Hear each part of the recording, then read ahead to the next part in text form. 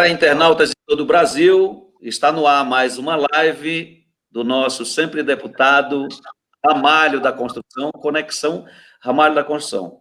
E o nosso convidado especial de hoje é o Sevieri, presidente da Proteminas, o homem que entende tudo de segurança no trabalho. É com você, deputado Ramalho da Construção.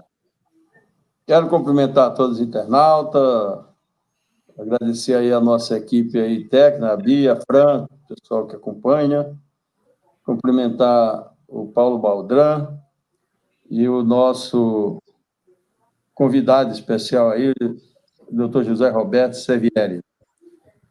O Paulo Baldran trabalhou assessorando alguns setores da Secretaria de Estado. Ele foi da Secretaria de Justiça, Secretaria do Trabalho, também teve a honra de me auxiliar também no gabinete lá, quando estava deputado na Assembleia Legislativa, e hoje está coordenando para mim algumas das empresas nossas aí. Paulo Baldran é publicitário, jornalista e empresário na área de comunicação. Foi diretor da BPP, da BPA, Associação Brasileira de Prevenção de Acidente, além de promotor de eventos e editor de publicações em áreas de segurança e saúde do trabalho. No setor, foi assessor e secretário do Trabalho, Foi também da Secretaria de Justiça e Defesa de Cidadania, do PROCON, do IPEM. Dali, Paulo participou de diversos grupos de trabalho na área social, além de assessorar o deputado Ramalho da Construção, aqui na Assembleia Legislativa, quando estava no mandato. Atualmente é conselheiro em sua empresa, diretor de comunicação e relações institucionais de cidadania ambiental, ICA, e diretor executivo da JR Soluções. Muito obrigado, Paulo, por você estar conosco aí e também estar nos ajudando, colaborando conosco aí, nessa caminhada aí que é... Eu já estou com 71 anos, caminhando para mais, quero chegar aos 140 anos, né? Todo mundo já sabe que esse é o meu objetivo, né? E vamos chegar trabalhando, porque se não for trabalhando, não vale a pena. O doutor José Roberto Sevieri, né? Roberto Sevieri é administrador de empresa, técnico de segurança do trabalho. Ele participou do projeto de lei que criou os profissionais de técnicos e engenharia de segurança do trabalho. Criou o Sindicato dos Técnicos de Segurança do Trabalho, né? E em seu currículo, foi diretor da Fiesp, do DESEG, Departamento de Segurança. Foi diretor tesoureiro e diretor de marketing da Limaseg. Foi presidente da BEOC Nacional, a Associação Brasileira das Empresas de Eventos. Foi fundador tesoureiro da ABCS, Agência Brasileira de Segurança. Foi vice-presidente da ABREF, União Brasileira de Empresas e Promotores de Feiras. Atualmente é diretor operacional de gerenciamento. Atualmente é diretor operacional de gerenciamento de risco da ABIMEX, Associação Brasileira da Indústria de Materiais Explosivos e Agregados. É colaborador da Divisão de Segurança do Trabalho e do Departamento de Engenharia Habitat, né, de Infraestrutura do Instituto de Engenharia. É chanceler da Ordem do Mérito dos Prevencionistas, né? Muito obrigado, doutor José Roberto Sevieri, com a sua experiência, com o seu trabalho. E muito bom a gente estar tocando aqui, batendo um papo aqui, nós vamos, entre outros assuntos que nós vamos abordar. Quer dizer que nós estamos cada dia trabalhando numa linha que até a área de segurança do trabalho vai precisar de inovações, de criatividade, né? Dada que nós estamos conversando aí com algumas ONGs internacionais que pretendem investir em empresas que tenham compromisso com o meio ambiente aqui no Brasil, e um dos focos dessa ONG aí, que está na agulha aí para trazer 24 milhões de euros, nós vamos investir na área de energia eólica e energia solar fotovoltaica, né? Criando fazendas, instituição para distribuição de energia, e isso está bem avançado. Eu acredito que esses dias nós já estamos trazendo, e isso vai precisar, com certeza, estamos adaptando até mesmo as normas no gerais. Eu tenho conversado com um grande amigo nosso, que é seu também, que é o nosso Mário Ilha, que, né, ele está lá na Associação Brasileira de Normas Técnicas, né? E tenho falado, Mário, nós vamos precisar sempre estar se adequando. Um estudo levantado, feito pela CNI, através do Robson Andrade e seus técnicos, e também o DIESE, dão conta que nos próximos anos nós devemos perder na área convencional 75 milhões de profissionais, mas poderão surgir 113 milhões de novas profissões. Em todas essas, nós vamos precisar estar nos adequando para essa área de meio ambiente, de segurança do trabalho e principalmente as áreas de vivências em cada local de trabalho, porque cada um é um ambiente e isso vai se adequando. Você lembra quando nós debruçamos em cima da própria nova NR18 do setor da construção, né? E atuamos isso aí vários anos, e damos uma arredondada a isso em 1995, e ali ficaram de fora várias outras coisas, porque nós não tínhamos no Brasil, como fazer segurança em elevador de cremaleira, né? Em barragem, né? Em alguns tipos de fundações, demolições, quer dizer, isso foi se adequando ao longo do tempo aí, através dos estudos feitos nas regionais. Dentro disso tudo, nós estamos trabalhando também. Eu estive essa semana almoçando com o presidente do CREA, né? O nosso Vinícius, né? E com outras empresas. E, em cima disso tudo, nós estamos, e vamos debater também numa live para esse dia, né? Como que nós vamos construir um selo de segurança, mas nas áreas profissionais, e trabalhamos para certificação. Eu lembro que lá no governo Lula, no primeiro mandato, tentamos até fazer isso, mas aí os nossos irmãos do PT se enveredaram por lugar da ideologia, e quando a gente vai muito para essa coisa ideológica, parece que não funciona muito. Eu acho que o Brasil é um Brasil que tem aí 210 milhões de pessoas, mas esses que se envolvem com a parte ideológica não chega a 10 milhões, não chega, menos de 5% se envolve com isso. Então, é uma pequena maioria que eu acho que abraça a coisa da ideologia, que eu acho que não chega a muita coisa, porque a nossa ideologia é a ideologia do emprego, do desenvolvimento, do crescimento, do progresso, né? Da gente estar construindo uma forma que todos possam ter oportunidades iguais, e é possível, tendo oportunidade, todos crescer, porque nós já fomos dotados de inteligência junto com livre-arbítrio. Então, nós passamos a palavra para o Dr. José Roberto Sevieri, para que ele faça suas explanações desse mundo aí, e depois o senhor será explorado pelo o nosso Paulo Baldan e por o Atevaldo Leitão. Atevaldo Leitão, ele é ex-vereador de Diadema, é ex-secretário de Segurança Alimentar, é nosso diretor executivo no Sindicato da Construção Civil. Conheci o Atevaldo nos anos 90, na falida Impol, né? Atevaldo ainda era servente de obra. Atevaldo já é autor de 2 livros, tem 2 universidades, não sei se é 2 ou 3 livros, né? Universidade é 2, né? E um certo dia eu falei para o Atevaldo, escolhe uma das grandes cidades da grande São Paulo e vai ser vereador. Ele, de novo, volta aí para a reeleição de vereador em Diadema.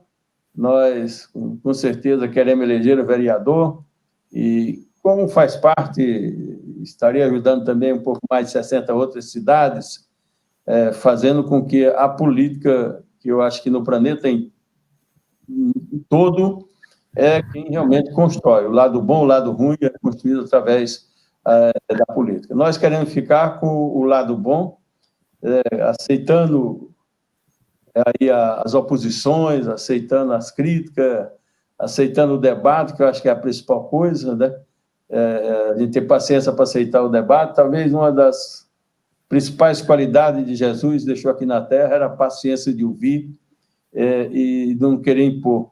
Quando disse que ele veio para mudar a lei, ele disse que ele veio pelo contrário, para dar ficção à lei, e eu acho que foi isso que Jesus nos ensinou ao longo do período, e já passa de 2000 anos do cristianismo. Eu acredito muito nisso. Acredito que juntos, e respeitando principalmente as ideias dos irmãos, dos demais, nós possamos construir um mundo melhor. E, na minha avaliação, o Brasil é o Brasil que todos estão de olho. Os fundos de investimento com muito dinheiro, e aí o Saviero vai explorar isso, porque ele conhece bem como que é isso lá fora, porque ele dirigiu várias feiras e teve contato com vários empresários internacionais. Então, ele sabe o quanto que o mundo lá fora está de olho no Brasil, quanto que o Brasil tem para oferecer para todos nós. Como eu sou brasileiro, apesar de ser nordestino da Paraíba, eu amo São Paulo, para mim não existe lugar melhor no mundo do que São Paulo. Eu quero continuar defendendo o Brasil e defendendo a cidade de São Paulo e o estado de São Paulo. As considerações, fique à vontade, fale do que você quiser, provoque o que você quiser, doutor José Roberto Saviero. Que prazer, Ramalho, que prazer estar com você aqui, falando sobre esse maravilhoso mundo que é o nosso Brasil, sobre a construção civil, que é um espetáculo, tendo contato com a Tevaldo Leitão. Obrigado, Tevaldo, por estar com a gente aqui. Pena que eu não voto em Diadema, mas eu conheço muita gente de Diadema que eu vou trabalhar para votar em você. Paulo Baldan, grande amigo, que sempre esteve com a gente há muitos anos nessa luta louca contra os acidentes e doenças no trabalho. Mas, Ramalho, minha mãe é do Piauí, minha mãe é de São Raimundo Nonato. Eu sou filho de nordestino. E o meu pai ele é filho de europeu, filho de italiano. Então, ele nasceu aqui, mas o pai dele veio muito pequenininho para cá. Então, eu sou essa mistura, essa miscigenação de filho de italiano com uma filha lá de Teresina, lá do Piauí. Uma terra muito boa, conheci lá, vi como é que funciona tudo aquilo. O Nordeste é muito caro e sou casado com uma baiana. Então, você acaba tendo toda essa relação também com o Nordeste, mas eu sou paulista, sou nascido aqui na cidade, e aos meus 21 anos eu estava na faculdade ainda, e naqueles estudos de faculdade veio um assunto lá que era sobre os acidentes de trabalho. Eu nem sabia que existia um acidente do trabalho no Brasil, muito menos prevenção. Comecei a estudar esse assunto, a entender como é que funcionava isso, e entendi, naquele momento, percebi que, apesar de ter acidente, a prevenção era muito fraca, não existia técnica, não existia informação, não existia conhecimento, tudo muito incipiente, muito amador. Foi quando eu criei uma revista na área de saúde e segurança do trabalho para os profissionais de segurança. Daí, da revista, a gente acabou fazendo uma outra revista em quadrinhos, que era uma revista para os funcionários, que chamava José Bituca, então ele era para os funcionários mostrando aquelas práticas erradas de prevenção de acidentes, e a partir daí começamos a fazer cursos, seminários, simpósios, acabou chegando nas feiras, e acabamos fazendo a segunda maior feira de segurança do trabalho do mundo, aqui em São Paulo. E aí eu fui me envolvendo nesse mundo da prevenção, foi quando nós nos conhecemos, inclusive, porque esse assunto de saúde e segurança atinge a todos. O mundo da segurança é um mundo que os acidentes, toda vez que o empresário entende que isso é um grande investimento, e é um grande investimento, para cada real que ele investe em prevenção de acidentes, ele vai economizar R$14 na reparação e depois nas confusões, porque quando você tem um acidente, aquela pessoa se afasta, você precisa colocar outro no lugar, precisa treinar aquele funcionário, aquela pessoa que foi embora, ela pode acabar fazendo uma ação trabalhista, que por alguma coisa, por um desleixo da própria empresa, ou ela não faz, o Ministério Público do Trabalho faz, ou se ninguém faz, a Previdência Social vai vir com ação regressiva para vir para cima da empresa para receber aquele dinheiro. Então, cada real investido em prevenção, você economiza R$14 em confusão. Isso é uma coisa importante. Além disso, você tem a integridade do trabalhador. O trabalhador, eu já vi alguns casos, o trabalhador vai perdendo audição, perdendo audição. Quando você percebe, ele já não conversa mais com os amigos, ele já não está mais naquela rodinha de bate-papo, de conversa, não entende a piada, não dá risada, ele acaba se afastando das mulheres, dos filhos, É uma tristeza muito grande a pessoa quando é acidentada. E nós temos uma mineração, uma indústria da mineração, que é a indústria de base no Brasil, onde, quando você olha para um prédio, fora a madeira, o resto veio tudo da mineração, é a nossa indústria-mãe. E a segunda indústria do Brasil é a construção civil, que é a construção que constrói tudo, que pega todo esse material e coloca em pé. Então, você tem ali o arquiteto que faz o projeto, o engenheiro que faz o projeto, daí você tem todo o pessoal que vai trabalhar e colocar aquele prédio em pé, vai construir as nossas universidades, os nossos prédios, as nossas edificações. Só na Grande São Paulo nós temos 22 mil prédios que estão instalados aqui, tudo feito pelos seus associados, feito pela construção. A construção, que é a construção civil, que ela é muitas vezes encarada como a atividade de produção mais perigosa do Brasil. Dizem que é a que tem mais acidentes do trabalho, o que não é verdade. O setor que mais tem acidentes do trabalho é o setor da metalurgia, mas a diferença é que a construção civil está aberta, todo mundo está vendo as pessoas penduradas, trabalhando, andando para cima e para baixo, enquanto na metalurgia estão todo mundo escondido dentro de uma caixa de concreto ou de ferro, estão fechados dentro do ambiente e não estão sendo vistos. O segundo setor que mais tem acidentes do Brasil é no setor de transporte. Então, o setor de transporte é onde você tem os ônibus, você tem os caminhões, você tem as pessoas se movimentando, e um número muito alto de acidentes, e ali, esses números de acidentes são os que pegam muitos trabalhadores. E a construção civil vem em terceiro lugar. Não é uma posição elogiosa, mas nunca foi primeiro lugar no Brasil. Então, esse é um setor que eu vejo que já existe muito trabalho de prevenção, muito trabalho de luta, tanto dos trabalhadores como dos empregadores, porque para o empregador, acidente custa caro e acaba encarecendo a obra. Para o trabalhador, pior ainda, porque ter um acidente não tem nada pior do que isso. Você sabe que meu pai, aquele italianinho lá com 17 anos de idade, ele trabalhava na construção civil, e ele caiu de um andame com 2 andares de altura, ele teve um problema grave na coluna e ficou durante 4, 5 meses, 40 e 50 anos atrás, tratando aquela coluna do jeito que era da época, e acabou tendo sequela para a vida toda, com a coluna entortada pela construção civil. A minha família, todos os meus tios também eram da construção civil, então é um setor que a gente conhece e tem muita intimidade com isso. Então, esse mundo da prevenção é um mundo que a gente luta. Em 78, começamos a buscar a regulamentação dos técnicos de segurança, os engenheiros de segurança, em função de eu ter feito um curso de supervisor de segurança no trabalho na época, que era um curso de apenas 3 meses, e naquele curso nós éramos em 40 alunos, e um dos alunos foi trabalhar em Santos. E ele não aprendeu sobre eletricidade estática. Entrou dentro de um daqueles silos numa indústria química para fazer limpeza, com mais 3 pessoas de limpeza.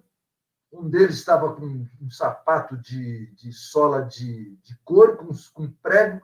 Na hora que ele levantou o pé, saiu uma faísca, aquela faísca detonou aquele silo, onde os 4 viraram pó. Ele estava casado há menos de 2 anos, a esposa grávida de 6 meses, e o que a gente podia fazer era dar um abraço nela, porque não tinha o que enterrar. Foi dessa forma um acidente. Então, a partir dali, a gente percebeu que o nível de conhecimento dos profissionais de segurança eram muito baixos, e daí, em conjunto com a Fundacentro, o Ministério do Trabalho e outros, nós conseguimos regulamentar a lei, criar o técnico de segurança em substituição ao supervisor, a regulamentar a profissão criar a profissão do engenheiro de segurança do trabalho, a especialidade. Daí tivemos que fazer os cursos para o Ministério da Educação, porque eles não conseguiam fazer a grade de curso. Formamos o curso, com o curso montado e pronto, o Ministério da Educação não conseguia implantar os cursos, nós tivemos que implantar uma escola modelo em São Paulo, para que as outras escolas pudessem vir aprender, entender e começar a formação desse pessoal que sai e que tem uma dedicação para buscar não só uma profissão, mas é uma missão de vida, porque salvar a vida dos outros é missão.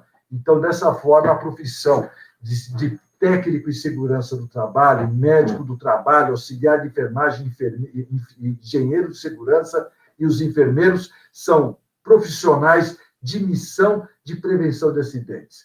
A luta deles é para fazer os outros ficarem vivos. É uma alegria muito grande estar com esse pessoal e estar com vocês aqui hoje falando sobre um pouquinho desse maravilhoso mundo da prevenção de acidentes e doenças do trabalho.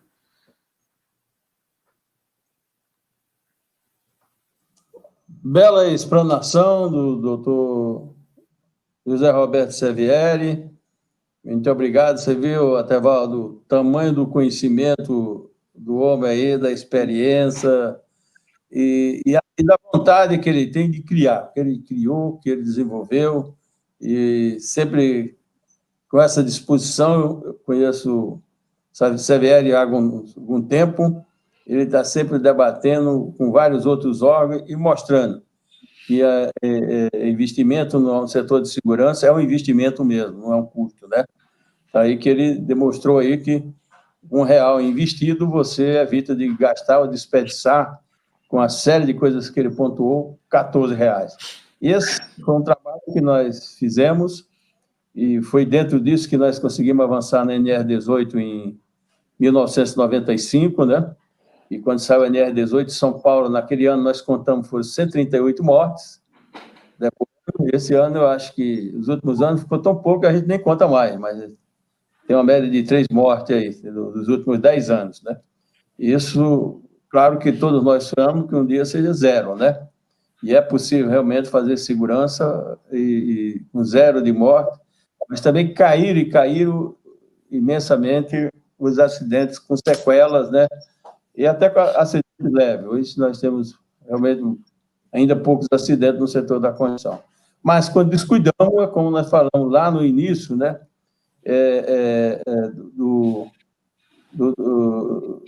Da prevenção do combate ao coronavírus. Quando o Dória criou o decreto aqui do coronavírus, ele deixou a Constituição Civil liberada para trabalhar, mas sem nenhum critério. Nós tivemos que construir esses critérios e, felizmente, nós construímos isso junto com o Ciduscon de São Paulo, o Secons de São Paulo, através do Haru com a equipe dele, a Abrainc com o Luiz França, que debruçou em cima disso, com dados, com levantamento, e também o Secov, quer dizer, as instituições patronais, nós demos as mãos.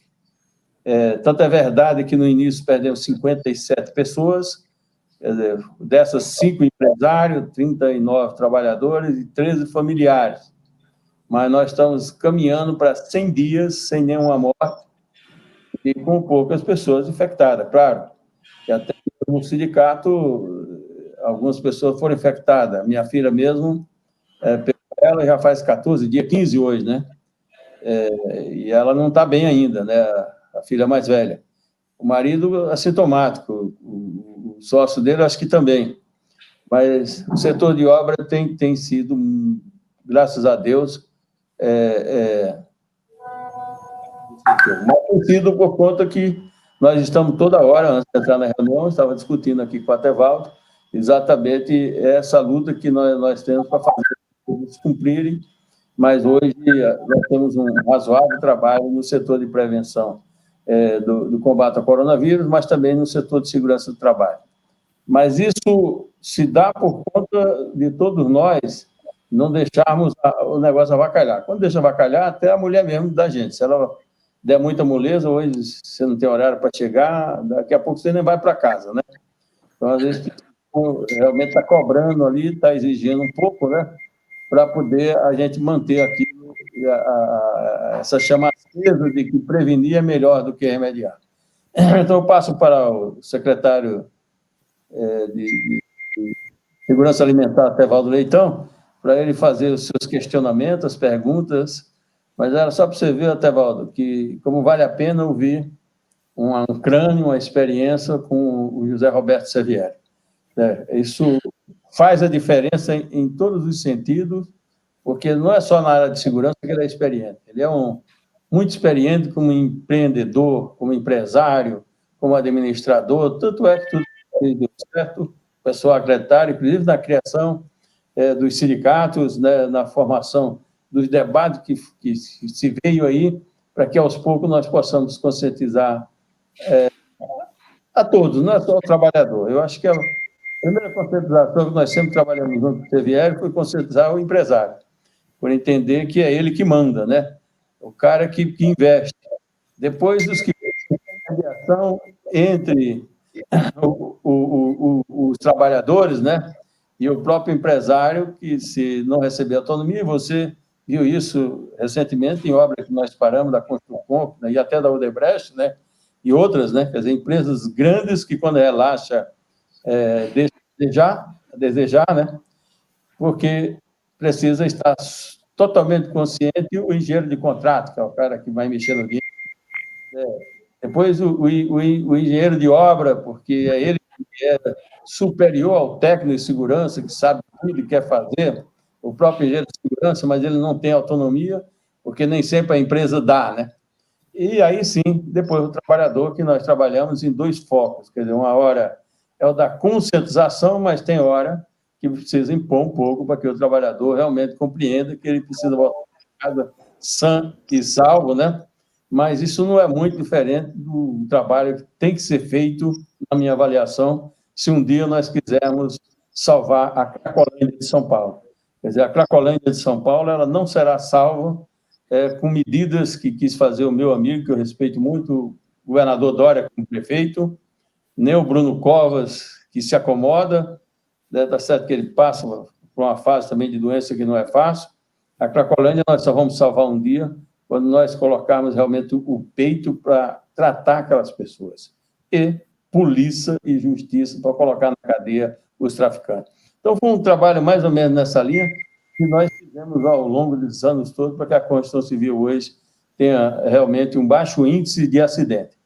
Nós não podemos deixar de esquecer o grande trabalho que foi feito, que aí muitas horas doeu realmente no bolso, né, e até nas paralisações, pelo Ministério da Economia, quer dizer, o Ministério do Trabalho, hoje Ministério da Economia em São Paulo. Nós trabalhamos muito junto com os auditores fiscais, alguns deles não mais no Ministério, como o Sérgio Antônio, Juarez e tantos outros que já se aposentaram, outros já faleceram, mas eu, quando falo de segurança do trabalho, nunca deixo de esquecer esse pessoal. Aí, sem falar em todos os outros que construíram junto com a gente, aí, desde o presidente do Sindicato dos Técnicos, das associações, enfim.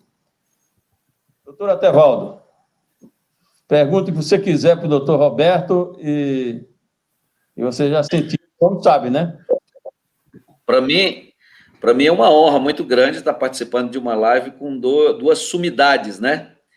O deputado Ramalho aí, nosso presidente do sindicato aí, é chover no molhado falar dele aqui, né, doutor Zé Roberto?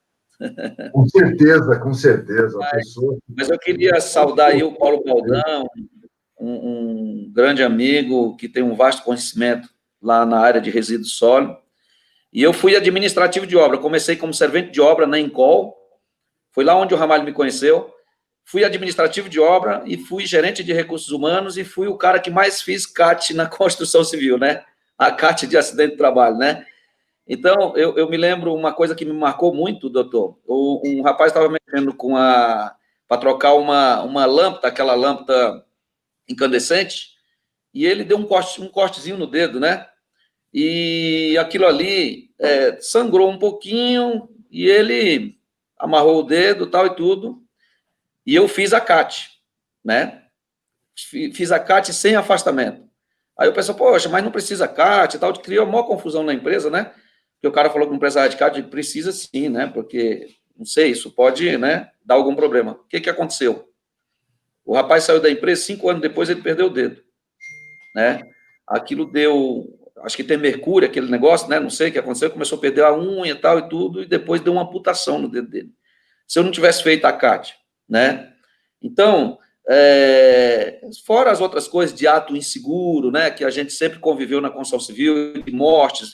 O presidente Ramalho, uma vez, me chamou lá na pizzaria Camelo, pediu para mim dar um pulo lá na Giovanni Gronco, falou, poxa, eu estou ouvindo aqui na televisão aqui o programa do Gugu, parece que desabou uma reforma tal e tudo, parece que morreu um trabalhador, fui lá para atender, trabalhador sem registro. Então, eu tenho vários relatos aqui para a gente falar aqui a respeito disso aí.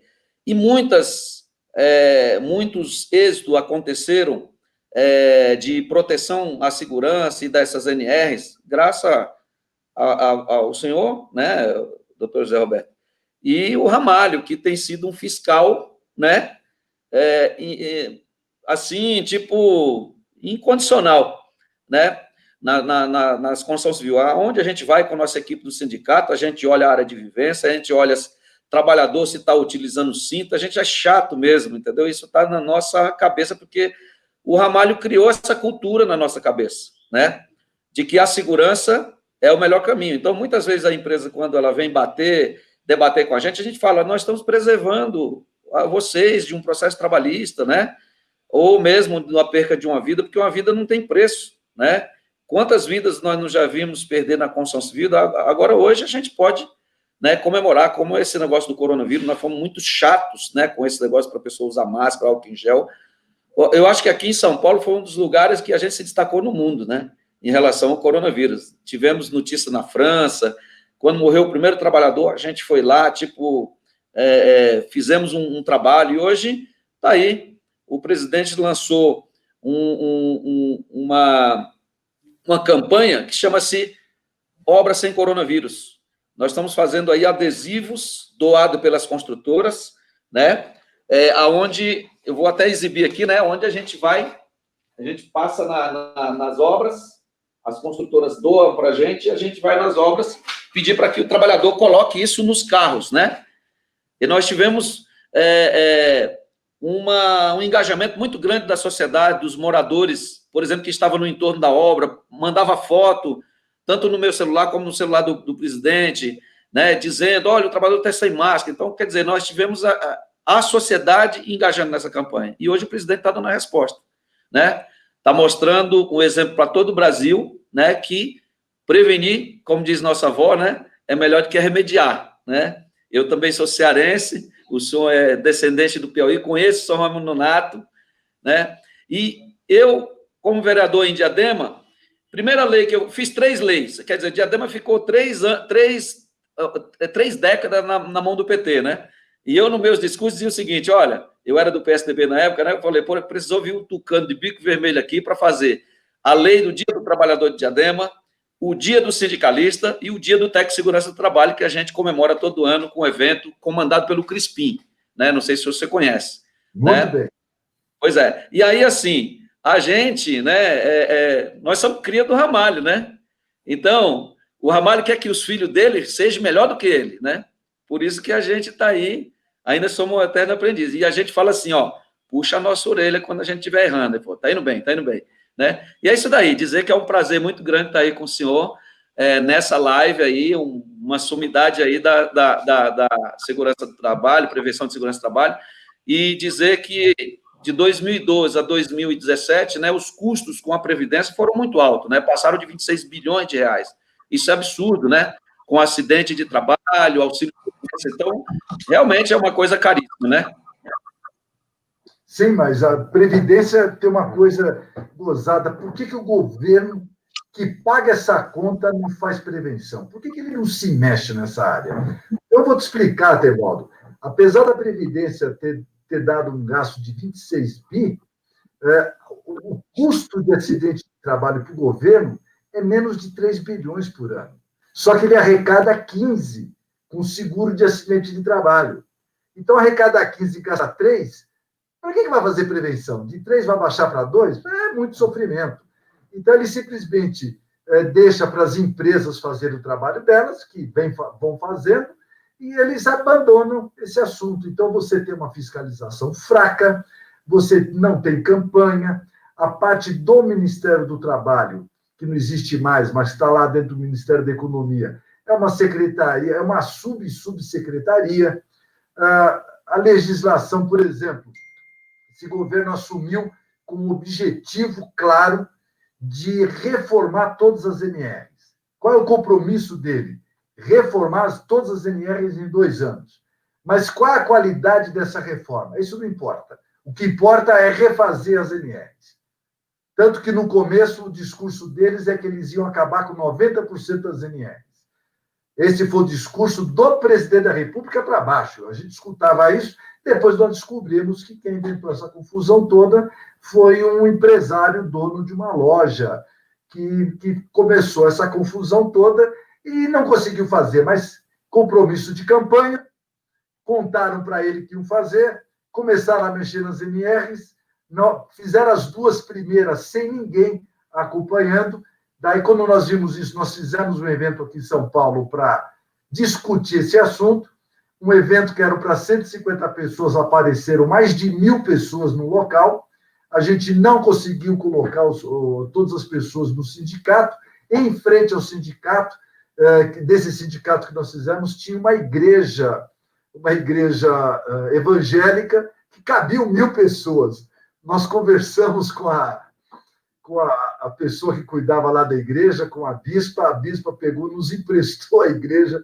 Então, o evento das 2h, nós às 3h fomos para a igreja dela e ficamos até às 7h da noite. O governo viu aquele movimento e, a partir da terceira norma, todo o povo de segurança já estava junto. Então, as normas começaram a sair com alterações mais certas, mais arrumadas, algumas delas foram ampliadas. Então, foi uma coisa boa. Mas, ao mesmo tempo, a sociedade teve que se organizar para dizer para o governo, não é assim, não é porque você ganhou a eleição que você vai poder acabar com 40 anos de história de prevenção. Não é porque você acha que ganhou a eleição, e, na verdade, quem ganhou a eleição foi o anti-PT, foi esse que ganhou a eleição, a última eleição para presidente da República, foi o anti-PT, e não exatamente o Bolsonaro. Então, tem que ter humildade para entender isso. Então, eles começaram a fazer um trabalho maluco nas NRs e, devagarinho, foi se acertando isso, foi se ajustando, tanto que a nova NR18 ela é melhor do que a anterior e foi lançada com muita alegria lá dentro do Sindicato dos Metalúrgicos, o Ramalho acompanhando. Eu estava lá, eu fui até lá para bater palma, porque realmente foi um trabalho bonito, um trabalho bem feito e um trabalho que traz benefício para a sociedade. Essa é a parte mais importante desse movimento todo. O Ramalho, enquanto sindicalista, faz um trabalho lindo, enquanto deputado, fez um trabalho maior ainda, mais ampliado. E hoje, com a filha dele, Adriana, lá na vereança de São Paulo, está fazendo um trabalho importante, ampliando essas informações, essa prevenção, e tenho certeza que você, na Diadema, vai fazer mais do que já fez ainda. Então, é assim que a prevenção tem que andar. Você sabe que no comecinho dos anos 80, quando eu era menino, 40 anos atrás, fui técnico de segurança, aí eu peguei e fui fazer, um dos meus primeiros treinamentos foi na construção civil. Então, a construção civil, naquele momento, ninguém queria saber de capacete, lembra, Ramalho? Capacete era um problema, nada, tá louco. Daí nós fomos numa obra, naquela obra eu ia falar sobre a importância do capacete. Arrumei um filme americano para falar disso, e daí fomos na obra, fechamos lá com plástico, colocamos 40 cadeiras, paramos a obra e eu projetei um filme americano sobre a importância do capacete. Os empregados, os trabalhadores da obra ficaram olhando aquele filme. Quando acabou o filme, eu perguntei para eles, eu falei, e aí, o que vocês acharam, que vocês viram, o filme legal, não sei o quê, aquele filme bonito, aquelas imagens americanas, aquelas ruas, aqueles prédios lindos, tudo fora do que nós temos aqui. Até que um dos trabalhadores olhou para mim e falou o seguinte, como é que uma caixa dessa, cheia de porta e parafuso, consegue jogar uma imagem colorida e com som na parede do prédio? Quando eu olhei aquilo, eu falei, eu estou usando a linguagem errada. Eu vim para cá, para a construção civil, para falar uma coisa, nenhum deles nunca tinha visto um projetor de filme. Eu também nunca tinha visto. Eu sabia porque eu comprei o projetor, comprei o filme, mas eu também não tinha, antes dessa experiência, eu não tinha experiência com aquilo. Afastei aquilo, eu falei, gente, me perdoa, não é essa máquina, esquece o filme, esquece tudo, vamos falar de capacete. Peguei o capacete, coloquei 2 capacetes. Um capacete eu coloquei uma lâmpada de baixo e no outro capacete eu coloquei uma lâmpada, uma lâmpada eu coloquei debaixo de um capacete e uma outra lâmpada eu coloquei debaixo de aqueles gorros que ele gostava de usar. Eles gostavam de usar gorro, não capacete. Vocês lembram disso? Daí eu coloquei um gorro com uma lâmpada e um capacete com uma lâmpada. Dei um tijolo para cada pedreiro e falei, um joga na lâmpada, um joga no gorro e outro joga no capacete. Os dois jogaram, levantamos o gorro, a lâmpada estava quebrada. Levantamos o capacete e a lâmpada estava inteira. Os caras entenderam o que eu estava dizendo naquele momento. E eu comecei a entender que você tem que falar com as pessoas na linguagem das pessoas. E hoje, o símbolo da construção civil é o capacete, o que eles não queriam usar 40 anos atrás. Então, hoje é o símbolo desse setor. E o que mudou? O capacete é o mesmo, as pessoas são as mesmas. O que mudou foi a linguagem. Então, se você falar correto, falar direito, você vai entender. A área de segurança do trabalho é uma área que não é simples, é uma área que a legislação é uma só para todos os setores. Então, a legislação para a construção civil é a mesma do petróleo, que é a mesma da indústria química, que é a mesma para o trabalho no mar. Então, isso é uma coisa que eu acho que é ruim ainda. E acredito, e aí o Ramalho poderia pensar bastante nisso, e você também, Tevaldo, que a gente poderia pensar na certificação dos equipamentos, se não para uma cidade ou para um setor, pelo menos no acordo coletivo dos trabalhadores com os empregadores, poderia-se criar uma certificação dos equipamentos que servem para a construção civil. Você usa hoje um cinto de segurança, que de repente esse cinto é importado. O cinto não é bom. O cara cai do 10º andar com um cinto desse. Você vai processar quem? A indústria chinesa? Como é que você vai para lá? Você vai prender o chinês que fez aquele cinto? Ou o grego? Ou o americano? Ou o italiano que construiu aquele cinto? Porque não fez dentro das normas do Brasil? Então, isso é uma coisa que tem que ser olhado para frente, tem que ser visto. A legislação federal é uma legislação única, mas é uma legislação do mínimo. Tanto o governo do Estado como os municípios podem aumentar uma exigência, se for o caso. E, para proteger o trabalhador, toda exigência é merecida.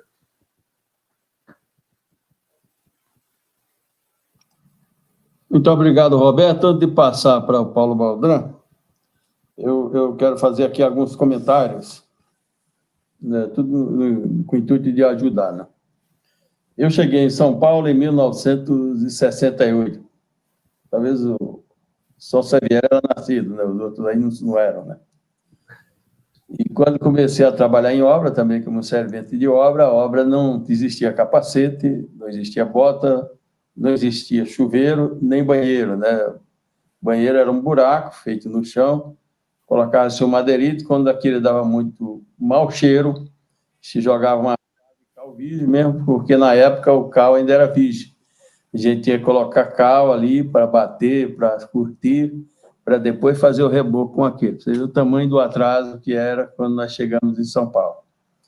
E foi se evoluindo muito tempo e nós tivemos grande dificuldade exatamente nisso que o Xavier tem falado, que é a gente convencer as pessoas a, principalmente, usar os equipamentos.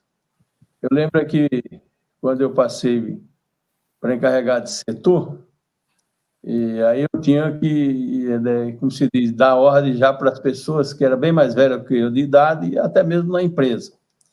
E muitos mestres, e até mesmo engenheiros, eles tinham dificuldade de usar o capacete, imaginando que aquilo caía o cabelo, ou doía a cabeça, né? E eu até usava muito, falava, pô, o doutor Ulisses Guimarães é careca, nunca usou capacete, ficou careca, então não é o capacete que vai derrubar o seu cabelo. Nós temos que ter duas iniciativas, né? Ou a gente tem a consciência de que nós vamos usar os equipamentos, ou a consciência de que a empresa vai pedir para substituir as pessoas que não usem o equipamento. E logo se conseguia fazer com que elas usassem o equipamento. Você não consegue, às vezes, a conscientização, tem que chutar um pouco pela dor. Eu vi um exemplo parecidíssimo agora esses dias. Você sabe que eu faço academia 3 vezes por semana, nas segundas, quartas e sextas, né? Depois a minha mulher convenceu a fazer pilates também, até que estou gostando do negócio, muito embora machuca pra caramba, né? E chegando na academia, da dona da academia, Maria, né? E eu elogiei, porque a academia estava muito bem organizada, todo mundo com máscara, álcool em gel na entrada, medição de temperatura, academia muito limpinha. As pessoas têm que tirar o sapato ali, deixar no local para poder fazer todo o trabalho de pilates lá, né? De meia, né? E eu falei, ô, Maria, parabéns, porque eu não vejo essa mesma organização na academia de ginástica, lá onde eu faço. Lá eu vejo alguns sem máscara, outro usa máscara na boca, não usa no nariz. Como é que você conseguiu convencer? Ela falou, olha, é simples, o cara ou usa a máscara ou não usa. Né? Algumas pessoas chegaram para mim, ela falou, chegou aqui um cidadão muito rico, ela depois mostrou quem é o cara. O cara um dia vem trabalhar de Ferrari, vem aqui de Pilares de Ferrari, outro dia vem de Porsche, né? E ele disse para mim que não ia usar máscara porque ele tinha problema com respiração para usar máscara.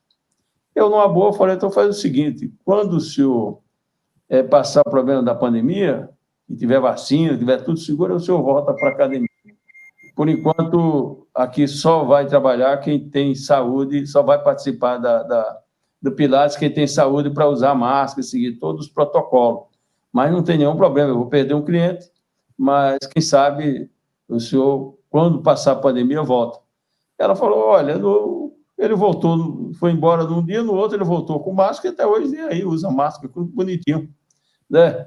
E ele achava todo poderoso, porque a placa dele um dia de ímpar é Porsche, o outro é Ferrari, né? Ele para aí, né? Mas foi dessa natureza, quer dizer, eu tive que dar os parabéns para essa pessoa. É muito difícil, realmente, quando quem está na direção é ignorante. E aí eu tenho que dizer que nós, infelizmente, temos o maior líder do Brasil de uma ignorância total. Presidente da República, né, que eu mesmo votei nele, até porque, como você disse, não ia votar no PT, eu votei, não só votei, apoiei o Bolsonaro no segundo turno, junto com o Dória, né? Mas eu nunca vi uma ignorância total, que parece que ele faz os gostos e que tinha a ignorância do tamanho da dele, a ponto dele não ter nenhuma noção do que é medicina ou ciência, ficar receitando remédio. E achando que esse cura ou aquele, uma hora é cloroquina, outra hora, enfim. Daqui a pouco ele vai fazer até a forma do jeito dele e as pessoas vão ter que tomar os remédios. E se vê que quando vai para o lado da fragilidade, você foi elegante, não quis falar o nome da loja, porque a loja é a Van, e o empresário é Luciano Hang, né? Mas eu que acompanhei, e além disso, não estou cometendo nenhuma injúria, porque acompanhamos de perto, sabemos de perto, é onde tem o pior trabalho precário que eu conheço, já tive a oportunidade de entrar em algumas lojas para ver, é onde o operário é tratado como escravo, e é um sujeito, na minha avaliação, caloteiro da União, porque ele parcelou dívida não só com o fundo de garantia, que é do trabalhador, não pode parcelar, com a Previdência, com outros impostos, em 114 anos. E não foi por lei, porque não tem leis para parcelar imposto de 114 anos. Foi com um decreto conseguido pelo presidente da República. E o que é ainda de se admirar, 2 semanas depois, ele compra um avião por 240 milhões de reais com dinheiro financiado pelo BNDES. Ou seja, no fundo parcela-se imposto, um rombo que tem o tamanho da Previdência, um rombo que nós temos no fundo de garantia, se não fosse isso, poderíamos ter um fundo de garantia com 800 bilhões de reais, hoje temos apenas 540 bilhões de reais, porque quase 300 bilhões de reais, empresas grandes, são grandes que não devia que deve, é Correio, que até é um pouco privada, Banco do Brasil, Caixa Econômica, Bradesco, Itaú, e não se justifica um banco como esse, exemplo do Itaú, que deixa de pagar imposto, mas teve um lucro de 28 bilhões de reais. O seu presidente tem um salário mensal de 350 mil reais, mais as vantagens. Quer dizer, nada contra, mas por que toda uma estrutura dessa, que é de especulação, tem que fazer isso para empurrar o imposto lá para frente. E é o que faz essas grandes empresas, porque a pequenininha, a minha, a sua, se nós deixarmos de pagar imposto, é capaz que vão para a cadeia, porque já estão executando a gente na outra semana, né? Eu tive loja, agora vendi as últimas da Melissa, se deixasse de pagar, no terceiro mês, seu nome já estava no SPC. Né? E é muito imposto, é 28% só de ICMS. Por isso, é de super importância a gente pensarmos nessa certificação. Certificação de tudo. Eu acho que o Brasil precisa caminhar, é isso que eu estou discutindo lá com o Vinícius, o presidente do CREA, também com o Instituto de Engenharia, com as principais instituições. Eu acho que nós precisamos começar a certificar empresários e podemos fazer essa certificação trazendo para dentro, para esses debates, o SEBRAE, que é uma instituição maravilhosa, né? O próprio SENAI, né? E outras universidades que nós possamos certificar o empregador, né? Para que ele saia da faculdade, possa construir uma empresa com os pés no chão e certificar, principalmente, os equipamentos de proteção individual. Eu sei que lá no passado nós tínhamos esse CA lá pela Fundacentro, mas a Fundacentro, assim como o Ministério do Trabalho, ficou sucateada, quase que não se ouve falar mais na Fundacentro. Quer dizer, o Ministério do Trabalho, que no passado nós tivemos aqui em São Paulo, né, quase 3 mil auditores fiscais, hoje nós temos menos de 3 mil auditores fiscais no Brasil. E eles fazem até milagre, né? Até que para a construção civil eles dão uma atenção maravilhosa. Mas tudo isso, Severo, nós queremos construir nesses debates, construirmos com civilização, construirmos com política, construirmos respeitando, inclusive, até mesmo a opinião de um empresário como o Luciano Hang, né? Vamos respeitar, mas vamos construir coisas paralelas, porque nós não sabemos o destino do empresário que prega dessa natureza, né? E daqui a pouco vai falir, quem vai pagar as contas é a sociedade, é o contribuinte como um todo. Por isso, eu acho que as reformas e a debandada da equipe do Paulo Guedes foi assustadora, né? E eu até acho que parece que caminham mesmo para tirar o Paulo Guedes. Eu até imaginava que ele ia pedir, mas pelo que eu estou vendo, pelo jeito, vão pedir para ele sair. O próprio Bolsonaro caminha para pedir para sair, com um acerto meio que ali com o Congresso, e até respaldado pelo próprio Supremo Tribunal Federal, e isso tudo deixa o Brasil e até mesmo esses fundos que estão apostando no Brasil um pouco inseguro, né? E por que o pessoal do Paulo Guedes saiu? Porque não conseguia fazer as reformas, né? E uma das reformas que precisa ser feita urgentemente é a tributária. Mas não dá para fazer uma reforma tributária se não fizer uma reforma administrativa. Não dá para gastar essa coisa absurda, porque nós estamos numa fase que eu acho que foi evoluída, taxa de Selic é 2%, o que motivou a Constituição para, no mês de junho, ter 17 mil postos de trabalho positivo, a captação de bastante dinheiro para essa área, mas é necessário fazer as reformas administrativas e tributárias. Qual foi a reforma que fizeram? Fizeram a reforma trabalhista, precisavam fazer a reforma trabalhista, mas eu acho que ela foi muito perversa, cruel. E fizeram exatamente quebrando os sindicatos. Hoje, pouquíssimos sindicatos estão de pé, eu acho que o nosso é uns que estão de pé, felizmente nós equilibramos. Equilibramos que eu também já previa isso, eu previa que havia mudança até antes do Bolsonaro, mas quando o Bolsonaro se elegeu, aí eu acreditei de uma vez por toda que a caminhada desses empresários, como o Luciano Hang e outros, era realmente de acabar com isso aí, porque já vinha antes do Michel Temer, lá com o nosso Rogério Marinho, que eu respeito, tenho uma admiração pelo trabalho dele, mas acho que ele foi iludido na relatoria da reforma trabalhista e principalmente no tocante aí a sindicatos e é lógico, deixando uma margem enorme para fazer as reformas também das NR, e só não foi pior porque teve trabalho como o seu e de tantos outros, e teve também empresário consciente ali, como o Maru, que ajudou muito a dar uma equilibrada, e eu acho que não saiu tão ruim. A reforma, da nossa NR18, ela é aceitável, dá para tocar, né? Mas não adianta nada ter feito um desmonte imenso no Ministério do Trabalho, como fizeram. Os auditores fiscais hoje fica quase que impedido de fazer todo um trabalho, porque não tem verba para isso. Quer dizer, não é nem secretaria, é uma subsecretaria, com todo respeito ao Bruno, eu acho ele um ótimo técnico, mas eu acho que nós ficamos aí, a Deus dará. Contudo, eu acho que, como diz o Chico Xavier, na vida tudo passa, né? Passarão as coisas boas, passarão também as ruins. As ruins estão passando. Hoje, Bolsonaro mudou de discurso. Depois da prisão do ex-assessor do filho, de outras coisas, a gente está vendo ele com um discurso diferente. Por quanto tempo, eu não sei, porque ele é muito imprevisível. A gente sabe, de uma hora para outra, ele põe a mão pelos pés. Mas nós estamos, e espero que realmente ele possa não só mudar o discurso, ele possa mudar também as atitudes. Essa coisa, infelizmente, eu falei lá no início, por isso que eu não tenho esse negócio de ideologia, porque uma das ideologias que mexe em qualquer governo e joga lá em cima é o negócio do dinheiro. A proposta do governo federal era de colocar R$200 no Coronavac, no auxílio emergencial. O Congresso brigou para 500 e o próprio Bolsonaro depois atualizou, por orientação do Paulo Guedes, jogou para R$600 e prorrogou.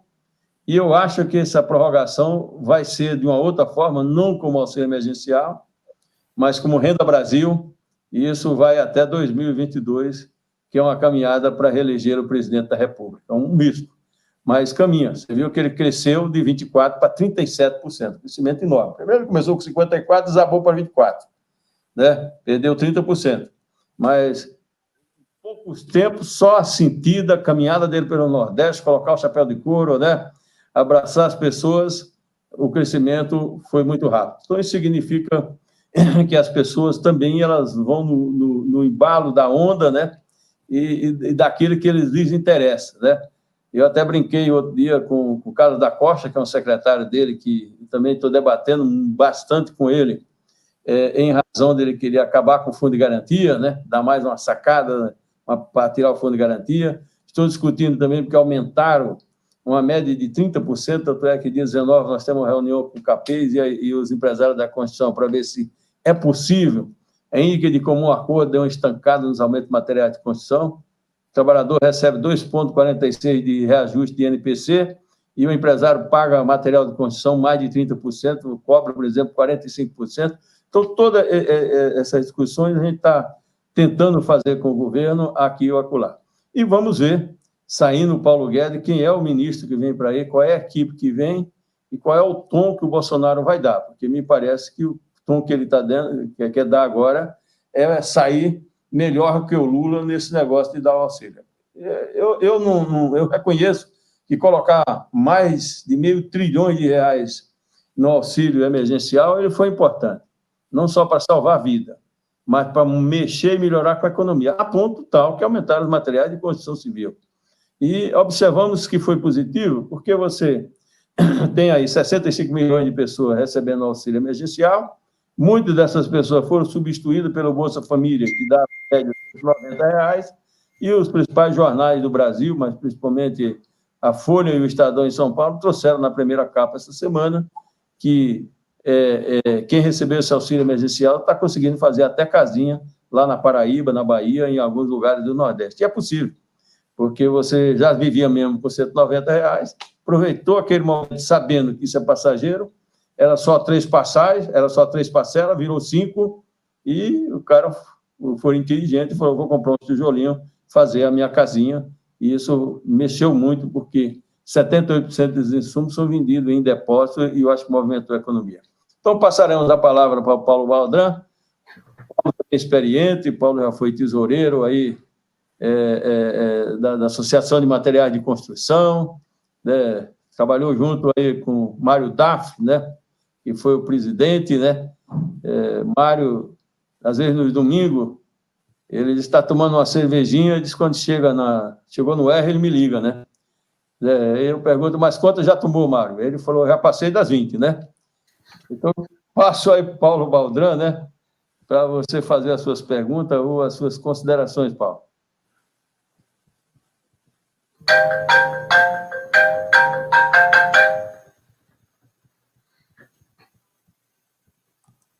Baldão, a palavra é sua, meu irmão. Parece que você está com o microfone fechado, hein? Agora me escuta? Estão me escutando? Não? Minha conexão está horrível. Está me ouvindo, deputado? Ótimo. Bom, boa tarde a todos. Gostaria de registrar aqui a minha enorme satisfação em estar ao lado de grandes personalidades, deputado Ramalho da Construção, presidente do Sintracom, vice-presidente da Força Sindical, o mais novo imortal da Academia, condecorado ontem, com uma solenidade muito linda. É um orgulho muito grande estar aqui contigo, deputado. Evado Leitão, diretor do Sintracom, um grande amigo, ex-vereador de Diadema, ex-secretário de Segurança Alimentar, acompanho o seu trabalho no sindicato e também na sua vida pública, uma trajetória espetacular, sei do seu projeto de redução do número de vereadores para investimento com esses recursos para a sociedade, elogiável o trabalho que o Atevaldo tem feito, não no sindicato, mas também na vida pública. Sevieri, dispenso comentários, né? Amigo de longas datas, não comecei na década de 70, porque eu sou muito mais novo, tive a oportunidade de conhecê-lo na década de 90, em grandes ambientes de discussões tripartites, a época do Parro, a época do Gaspar, do Zorré, do Funari, do Mário Garavichevski, Juarez Correia. Foi um momento de aprendizado muito grande. O Sevieri foi um grande mestre para mim na área de segurança e saúde. Trabalhei com o Mauro Gaff, como o deputado falou, fui, na época, diretor financeiro da Associação Brasileira de Prevenção de Acidentes. E é um enorme prazer estar ao lado de grandes personalidades como todos aqui.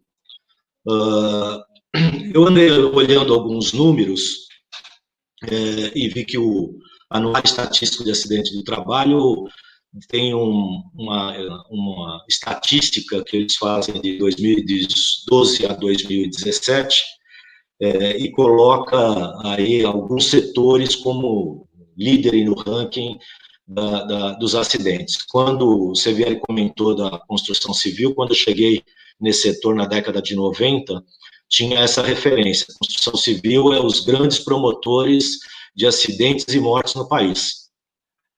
A discussão era grande, os números eram grandes também. Tive a oportunidade, na época, de acompanhar à distância o trabalho do Ramalho, que foi fundamental para a redução dos acidentes de trabalho. Mas eu fiz alguns registros aqui que eu queria colocar para os senhores, que é muito interessante, né? Eu já tinha ouvido falar nisso, e aqui no ranking do Observatório de Segurança e Saúde no Trabalho, aparece em primeiro lugar o atendimento hospitalar como líder em acidentes de trabalho. Segundo lugar, comércio varejista. Terceiro lugar, viu, o vereador Atevaldo? Terceiro lugar, aparece aqui, setor da administração pública em geral, o que é uma maluquice, né? Em quarto lugar, aparece a construção civil, né? Nesse mesmo gráfico, aparece também o seguinte, que os cargos que sofrem mais acidentes, e o ranking é o seguinte, em primeiro lugar, aparece o alimentador de produção, em segundo lugar, aparece o técnico de enfermagem, que é da área de saúde, em terceiro lugar, o faxineiro, e só em quarto lugar, né, só que não é bem só, mas é um número expressivo, mas em quarto lugar, servente de obras, da qual Atevaldo e o deputado passaram por aí e sabem o que é isso, né? A gente sabe que grandes avanços foram feitos, né, Sevieri? O trabalho do Ramalho, né, hoje o maior sindicato, certamente, da América Latina, um trabalho seríssimo que ele está fazendo. O Atevaldo tem feito esse trabalho em campo, e a gente tem acompanhado esses grandes olhos em todos os canteiros, para não só na questão de segurança, mas também com a questão do Covid, né, que é um tema fundamental e relevante neste momento. Mas a gente teve muitas evoluções lá da década de 90 para cá. Mas os números ainda são grandes, né? Nesse mesmo anuário, eu descobri que o Brasil hoje ocupa a 4ª posição mundial de acidentes de trabalho. Não é uma posição que a gente tem que ter orgulho, né? Apesar de ser 4º lugar, eu gostaria de estar em último lugar, né? Então, hoje, o Sevieri falou, e a gente conversou nisso na sexta passada, Sevieri, o governo está impondo aí uma questão de tempo para fazer as mudanças na norma e não está discutindo qualidade, não está discutindo os pontos fundamentais de melhoria que tem que ser feito para que a gente diminua o número de acidentes, diminua os acidentes fatais, diminua o acidente de trajeto. E hoje nós temos até um novo cenário, né? O Ramalho tem falado muito da questão do home office, né? Como é que fica esse novo cenário? Né? Como é que fica essa nova configuração do novo normal? Né? Além das questões óbvias e do trabalho em loco, né? Como é que fica agora essas questões? Como é que fica a ergonomia para aqueles que estão trabalhando em casa? A empresa se responsabiliza, não se responsabiliza? Né? Apoia, não apoia? Como é que se discute esses programas? Né? Então, eu gostaria de deixar essa interrogação deputado, com o Artevaldo, com o Sevieri, né? Além apesar dessas evoluções todas, como é que a gente destrava, né, esse processo, essa discussão com o governo, que parece que não tem a mesma atenção que tínhamos alguns anos atrás, com muita seriedade, com um trabalho da Fundacentro que era espetacular, né? A gente chegou a ter aqui só em São Paulo em torno de 700 auditores fiscais, hoje parece que está na casa dos 300, né? E a gente está nessa pegada, eu acho que a gente tende a ter um cenário de piora, né? Mais uma vez agradeço a todos, deputado, vereador Artevaldo e Sevieri, grande satisfação em reencontrá-lo, desejo muito sucesso a todos e gostaria de saber quais os caminhos poderemos adotar para que efetivamente a gente reduza o número de acidentes, os fatais, e que a gente consiga melhorar todo esse processo daqui para frente. Muito obrigado a todos, uma boa tarde.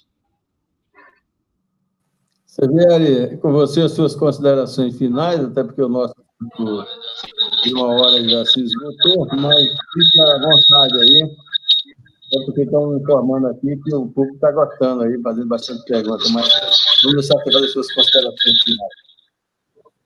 Bom, primeiro, os índices de trabalho têm mostrado que os acidentes estão aumentando, tanto a quantidade como a gravidade. Isso tem aparecido nos 2 últimos anos, pelo simples fato que a gente já antes da Covid já vinha de uma crise financeira.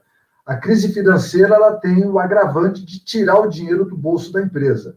E como nós falamos de investimento é pôr o dinheiro na frente. Você põe R$1 e economiza 14. Mas se você não põe nada, os 14 vão vir depois. Então a gente já vinha com o aumento dos acidentes. Com essa Covid, a coisa piorou muito. Por exemplo, hoje Covid é considerado acidente de trabalho se estiver relacionado com a empresa. Isso vai aumentar os números. Nós tivemos no começo do ano passado, só aquela questão lá em Minas Gerais, daquela barragem que estourou, só ali foram mais de 300 mortes.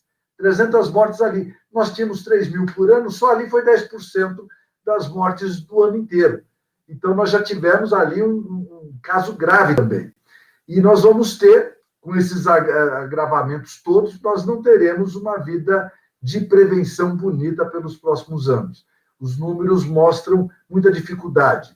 Além disso, o governo vem pedindo para diminuir o rigor na segurança, o rigor no PPRA. Acabou o PPRA, agora é o GRO que criaram uma gerência de risco. Daí o Ministério Público entra com uma ação na Justiça pedindo para cancelar todas as alterações que foram feitas nas NRs do governo Bolsonaro. Daí volta de novo essas alterações. Daí o CA foi encerrado, Ramalho.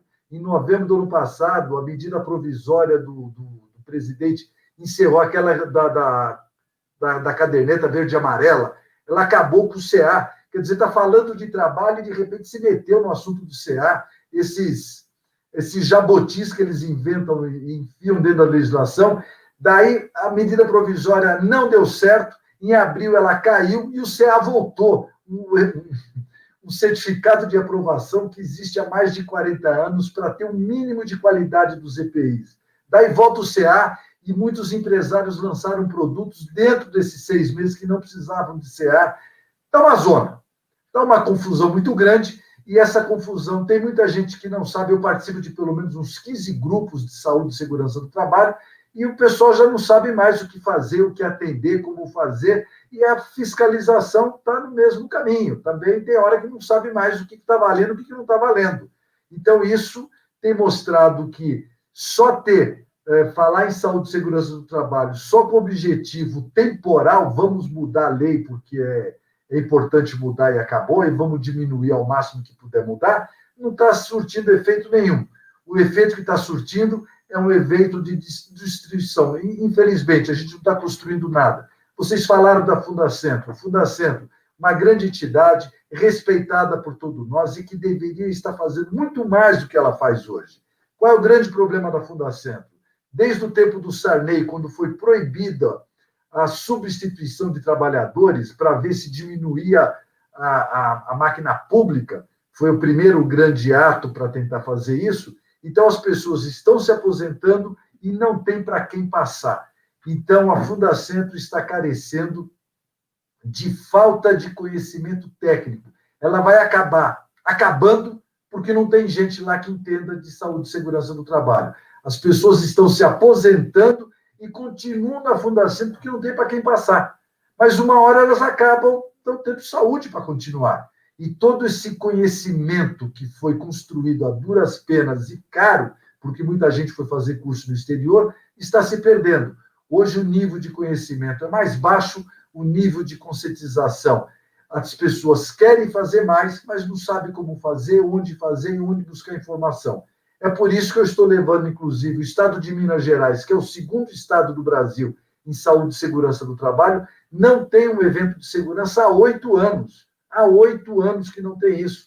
Então, nós vamos fazer em maio do ano que vem a Proteminas, que é uma feira de proteção com congresso, seminário, visitação gratuita, inclusive nas palestras, para as pessoas poderem aprender mais. Muita gente se formou nesses últimos 8 anos e nunca tiveram contato com uma feira, com um congresso, com um grande evento na área de saúde e segurança do trabalho, e nem a sociedade. Por isso que nós estamos indo para lá fazendo esse evento, Ramalho, para falar de saúde e segurança do trabalho em Minas Gerais, que também é um dos grandes tambores de repercussão do Brasil. Muito obrigado, Sevieri. Tevaldo, 2 minutinhos só para você, né? Ô, presidente, eu vou usar pouco. Primeiro, se a gente fosse continuar essa live aqui, olha, a gente ia até de madrugada, porque né, uma sumidade, que nem o doutor José Roberto, e agora o Paulo Baldan, que nos deu uma aula agora aqui, um homem cheio de pesquisas, né? Mas, olha, eu vou falar o seguinte, eu tenho bastante pessoas aqui no meu celular de Diadema, né? Parabenizando, presidente. Tem a Cris, que o esposo dela mexia com o meio ambiente, que era o Félix, faleceu, né? Saudoso Félix. Está mandando um abraço para a gente, dizendo que a live aqui de grande qualidade, né? Então, é muito legal quando a gente interage, né? Porque é muito importante quando a gente traz pessoas do nível do Dr. José Roberto aqui numa live, né, que a gente está ensinando as pessoas, né? Aqui é uma aula de universidade. Então, queria parabenizar o Paulo Baldan, parabenizar o Dr. José Roberto Xavier, o nosso sempre deputado Ramalho da Construção, pela essa iniciativa, né, de ter trazido essa live aqui para as pessoas, e deixar um grande abraço para vocês aí. Quero agradecer mais uma vez o Paulo Aldran, ao Sevieri, aos nossos internautas que acompanharam conosco, e dizer para todos que nós vamos estarmos sempre abertos aqui para trocarmos essas experiências, debater e combater, principalmente o que fazem por aí como fake news. Nós comentamos aí o dono da Van, o Luciano Hang, está sendo investigado, ele com outros, por financiar fake news, e nós, trabalhadores, nós, empresários, nós gostaríamos de caminhar na estrada da verdade. Os brasileiros precisam de emprego e renda. E o Brasil precisa de encargos sociais, precisa de impostos, mas um imposto justo. Tomara que a reforma venha, que venha mesmo tarde do que nunca, que nós possamos ter um imposto de valores agregado, que todos paguem, mas paguem menos, né? Paguem pouco, né? E que não fique brecha também para esses absurdos que as pessoas ficam devendo a vida inteira e depois conseguem parcelar em parcelas que nem os netos vão pagar a conta. É porque até lá, se a empresa desandar, quebra e não se consegue pagar. Nós vamos apostar que o Brasil volta a crescer, o setor da construção civil é um desses caminhos, os jornais trouxeram hoje, das promoções dos empresários, você compra um imóvel entre 5 e 10 mil reais com desconto, crédito tem, mas nós sabemos que o comprador, que o cliente, ele está um pouco receoso. E o receio é esse, o receio é da política não dar certo, é de perder o emprego, é de não ter renda. Então, eu quero ficar com a parte otimista. Vamos todos acreditarmos e incentivar as pessoas a consumir. O crescimento, o progresso se dá através do consumo, né? E com isso, nós possamos voltar a ter coisa com segurança. Quem sabe a gente possa, como disse o Sevieri, é um absurdo, porque também, às vezes, as empresas relaxam, não tem mais CA, então nós vamos fazer nas custas de qualquer jeito, né? Tenho certeza que as que fizeram com segurança, se colocar para ir para aprovação, no certificado de aprovação, passa. Mas os que fizeram já com mal impressão, com intuito, eles serão reprovados. Nós estamos ampliando uma rede para vender materiais nessa linha, mas nós queremos vender e trabalharmos com segurança. Porque é melhor que o cara trabalhe seu cinto de segurança do que com o cinto de segurança que ele não tem certeza que dá total segurança para ele. É melhor que você trabalhe seu capacete, pelo menos você não corre o risco, do que com a touca que ele sabe que bate lá e vai quebrar a lâmpada ou machucar a cabeça dele ou o chifre dele. Então, eu acho que nós precisamos continuar acreditando naquilo que é bom, que é verdade para todos.